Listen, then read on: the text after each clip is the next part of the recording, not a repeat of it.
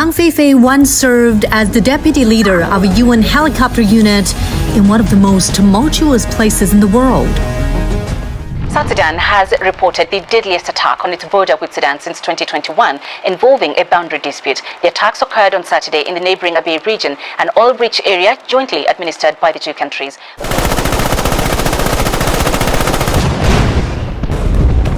Abyei, a 10,500 square kilometer territory claimed by Sudan and South Sudan, has remained in limbo since South Sudan's independence in 2011. The UN administers the area, but clashes over land, cattle, and oil continue to drive violence and displacement. Kang's unit carried out vital missions in this fragile area. This includes transporting nearly 7,000 personnel, delivering more than 300 tons of supplies, and flying over 200,000 kilometers. Ground troops couldn't reach Kadugli during the rainy season. We received an urgent patrol order with unclear intelligence.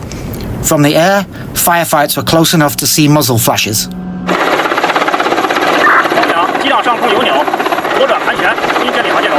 Before this deployment, the mission had no capacity for night flights. Darkness became a threat, turning mountains, towers, and power lines into invisible hazards. With no lights on the ground and no stars above, it felt like sinking into the deep sea. The fear pressed in instantly. Obstacles like mountains, power lines, and signal towers were hidden in the dark. Every second was a psychological and technical test. Many of their flights were medical evacuations, flying the wounded from the battlefield to hospitals. Most casualties were critical, such as gunshots or shrapnel. We evacuated them straight from the battlefield. It showed true humanitarian spirit and the responsibility and compassion of our nation. Kang once flew over unfamiliar skies, carrying supplies and hope to places torn by conflicts. He's now back home, but his story tells us why China's committed so deeply to peacekeeping beyond its border. Kang's stories reflect a broader commitment. China has over 1,800 peacekeepers in 9 UN missions, from South Sudan and the Democratic Republic of the Congo to Lebanon. They include engineers, medics, infantry, and aviators, making China the largest troop contributor among Security Council permanent members. Financially, China shoulders 18.69% of the UN's peacekeeping budget, which is greater than the UK, France, and Russia combined. China is a major power, and a major power shoulders greater responsibility, right? You're one of the P5 countries, so therefore it is incumbent upon you to show the greater responsibilities, because peace is the largest dividend, right? Yeah, because peace is the most important thing that actually has contributed to China's rise. So I believe peacekeeping is the highlight among all the achievements of the PLA, especially overseas. Peacekeeping also exists off the battlefield. In South Sudan, where conflict overlaps with poverty and fragile healthcare, medical units are often the first line of survival. In late 2021, neurosurgeon Zhang Yuan joined the 8th Chinese Battalion in Juba.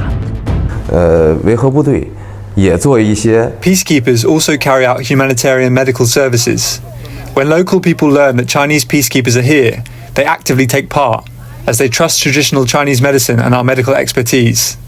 Local medical resources are limited, so the medicines we bring, such as those for diarrhea, fever, malaria, and common ointments for skin problems or insect bites, are very useful. Everywhere we go, people welcome us warmly. But even for doctors, danger was constant. While our convoy was moving, we found the dirt road ahead was very narrow, with dense bushes on either side. As we passed through, a sudden fire broke out, and the flames were fierce. We had no choice but to drive through the fire to complete the mission. Doctors like Zhang Yuan show that peacekeeping is about combat, as well as protecting lives under threat. That responsibility is increasingly shared by women on the front line. Today, women account for just over 10% of UN uniformed peacekeepers, which is more than 6,200 in total. Their role has also expanded from clinics to mine clearance, often in environments where women and children suffer the most. In Liberia, Nurse Dong Jie recalls those responsibilities. It was beyond imagination. On the other side of the world, I saw children and communities living in extreme poverty. They had no chance to learn, no clean water, and not enough food. In many ways, their lives seemed frozen in time. Some girls were already married in their early teens. Life expectancy was painfully short, and insecurity was everywhere with war, disease, and instability. It redefined what poverty meant to me in ways that I could never have conceived of before. For female peacekeepers like Dong Jie, hardship was not only what they witnessed in local communities, it was part of daily life in the field. As women, there were many inconveniences during missions. For example, in the field, they had to build a separate toilet just for us. These things made daily life more difficult and sometimes required extra arrangements because we are women. Yet service meant more than endurance. In the villages, Chinese blue helmets once gathered children to teach them to write two Chinese characters, 和平, which means peace. For many of them, it was the first Chinese word they had ever learned.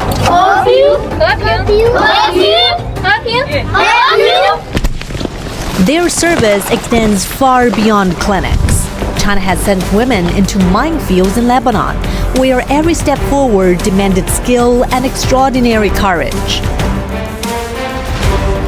The records of such service are preserved at the Military Museum of the Chinese People's Revolutions through mission patches, deployment certificates, and unit commendations. They tell of China's growing role in UN peacekeeping and the sacrifices behind it.